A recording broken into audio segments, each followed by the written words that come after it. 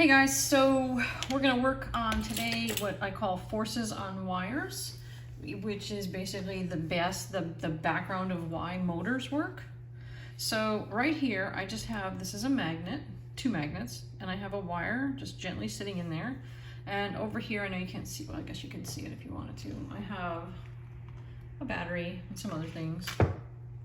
And all I'm going to do without moving much, well, I'm going to try not to move anything. I'm going to attach the cable to the battery, and I want you to watch here and see if anything happens. Okay, so I want you to see there's some depth here. And all I'm doing is I'm going to touch the battery again. Did you see the wire jump? Okay, it was definitely in. I know there'd be better if I could do a side view, but I don't. I'm going to do it one more time. Boom, it jumped up and kind of went out a little bit. If I reverse my battery, which is quick change here, I'm going to put it between them again. You're not going to see it necessarily jump up, but you might actually see it moving a little bit. Ooh, that's getting hot. This is a wire. I'm hooking it to electricity. Now remember, Oersted found if you run electricity, this is a battery, on a wire, it makes a magnetic field. But when you put it next to a magnetic field, it interacts. And you can see it's just a small force. I'll do the one that works better.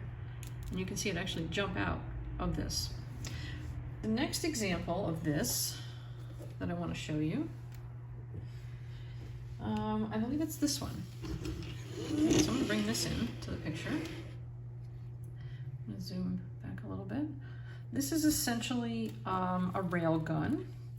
It's not really a gun, it just has a rail. There is wires here that I'm going to connect to the battery. I'm going to hook one of them up right now. Those wires will connect to these, so the current will come in. This metal piece is going to be the part that connects it. So the circuit will be in, across the metal, and back. That'll complete the circuit. But what's inside of here, I'll show you on the side, is a magnetic field.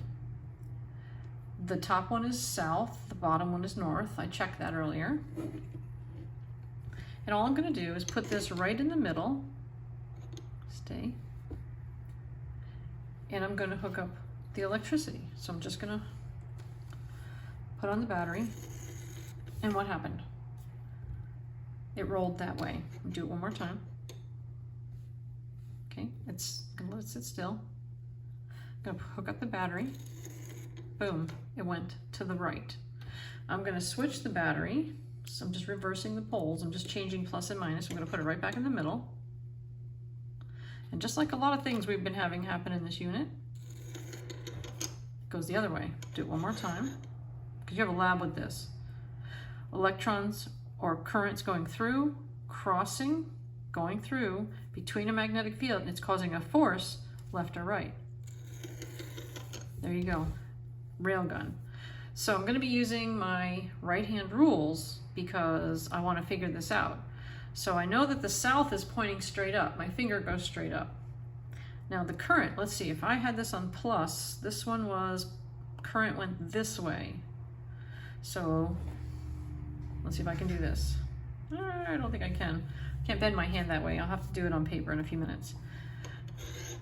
There is a force. Again, this is not, I can show you, there is no touching of the magnet. It sits on the rails, and electricity goes through here, it goes across here. While it's in the field, it experiences a force. Well, big deal, right? Well, that force is huge in the invention of a motor.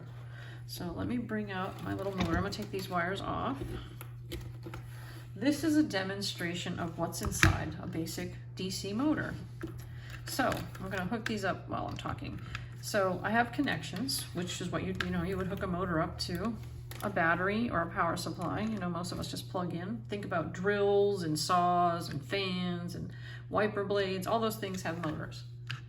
All right, so there's my connection. Electricity is going to come in here. It's going to go down these, and you can, if I turn it to the side, it's really just a piece of metal. And if I get a little closer and I spin this, you'll see there's metal in here, a brake, and more metal. This is a movable, think this is just like when you go to Busch Gardens, and you go to the bumper cars, and you know how the metal touches the top and it moves around? Well, it's a movable metal connection. So that electricity is going to come in through this metal, and you can see that those metal pieces are each connected to these wires into these loops. And of course, here are 2 magnets, here are 2 coils, and of course we've always put metal in them. So what happens if I turn on the circuit?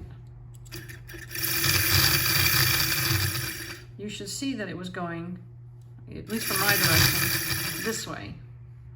If I reverse the battery, if I can, sorry, sometimes my wires don't want to clip. It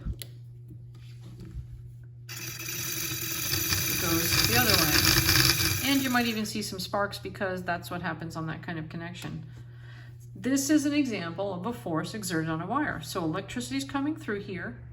It's going into these loops of wires that are by magnets. These are creating magnetic fields. Those are little solenoids, and they're interacting with these magnets, and they start to spin. And as it gets halfway around, no force, but we use momentum. It comes here, and then it pushes it again, and then it pushes it again, and it pushes it again. And that little piece where I had the wire in here, just watching that jump, is the beginning of trying to capture how a force runs a wire. And then you can make things spin. Of course, I have, you know, a little motor here. I have this one hooked up to just a little 6-volt battery.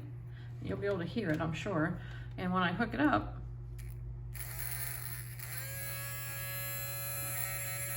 it sounds like you're going through the dentist. Just a little motor. Turn it off. Inside here, and I'll probably have one in class to show you, there's a magnet on either side, and there's a coil of wire spinning, and it's on this axle, just similar to this one. All right, so we're gonna go to the notes next. I'm gonna stop this, and you're gonna go to the notes, and we're gonna work on our hand rules. It'll be easier on paper for me.